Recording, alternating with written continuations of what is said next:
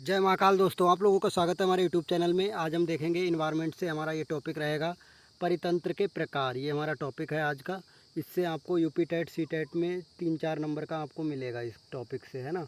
चलिए देखते हैं। परितंत्र के प्रकार। परितंत्र का वर्गीकरण निम्न प्रकार से किया जाता है। कितने प्रकार से किया जाता है? 2 प्रकार से। नंबर 1 प्राकृतिक परितंत्र और मानव निर्मित परितंत्र। चलिए हम पहला देखते हैं प्राकृतिक परितंत्र। पूर्ण रूप से सौर विकिरण पर निर्भर। उदाहरण जैसे जंगल, घास के मैदान, समुद्र, झील, नदियाँ और मरुस्थल। ये सब किस में आते हैं? प्राकृतिक परितंत्र में आते हैं। चलिए देखते हैं हम लोग। इनसे हमें भोजन, ईंधन, चारा और औषधियाँ प्राप्त होती हैं। औषधियाँ जानते हैं आप? दवाइयाँ प्राप्त होती हैं, है ना। जंगल से हमें लकड़ी प्राप्त होती है ना। परितंत्र सौर विकिरण तथा ऊर्जा सहायक जैसे हवा, वर्षा और ज्वार भाटा पर निर्भर होता है। उदाहरण वर्षा वन, ज्वार नदमुख, मूंगा चट्टान आदि। ये सब क्या हैं?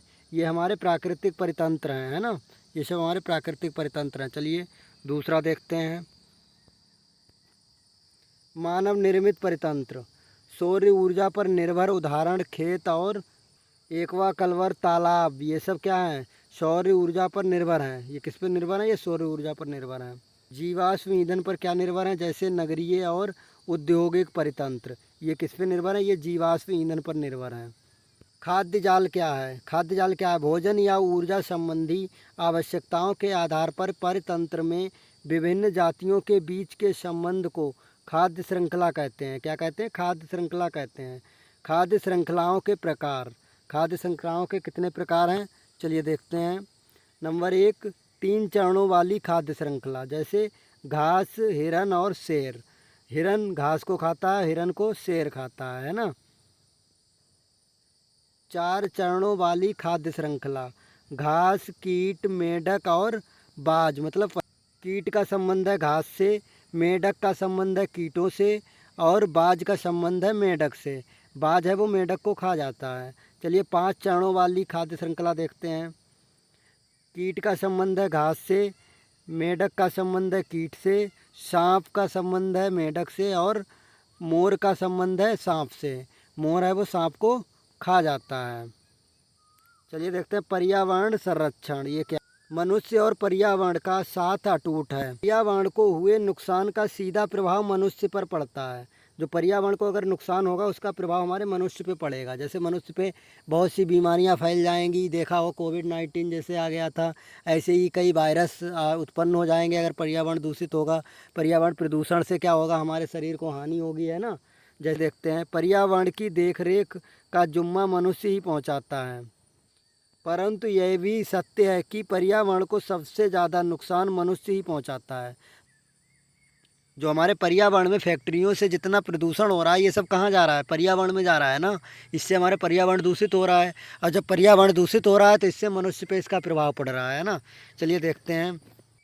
आज सबसे बड़ा विषय यह है पर्यावरण की रक्षा करना। अंतर्राष्ट्रीय एवं राष्ट्रीय स्तर पर इसके लिए प्रयास जारी हैं। इसके लिए क्या है? प्रयास जारी हैं। अंतर्राष्ट्रीय सम्मेलन। अंतर्राष्ट्रीय स्तर पर पर्यावरण संबंधी जो सम्मेलन आयोजित हुए।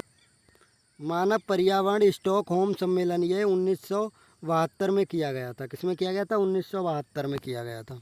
चलिए देखते हैं।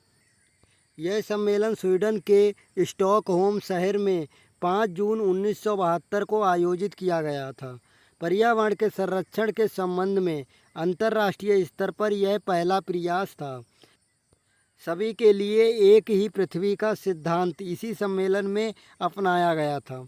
इस सम्मेलन में संयुक्त राष्ट्र पर्यावरण कार्यक्रम का जन्म हुआ। इस सम्मेलन में 119 देशों ने हिस्सा लिया था। इस सम्मेलन का मुख्य उद्देश्य अंतर्राष्ट्रीय स्तर पर पर्यावरण का संरक्षण एवं उसमें सुधार करना था। इस सम्मेलन में ही यह घोषणा की गई कि प्रत्येक 5 जून को विश्व पर्यावरण दिवस के रूप में मनाया जाएगा। इसकी घोषणा कब हुई थी? इसकी घोषणा हुई थी 1972 में। 5 जून 1972 में हुई थी। और पृथ्वी सम्मेलन के बारे में हम लोग नेक्स्ट वीडियो में देखेंगे। आप लोग बताइए हमारा वीडियो कैसा लगा। अच्छा लगा हो तो लाइक करें, अगर आप नए हैं तो हमारे चैनल को सब्सक्राइब करें। वीडियो देखने के लिए बहुत बहुत धन्यवाद।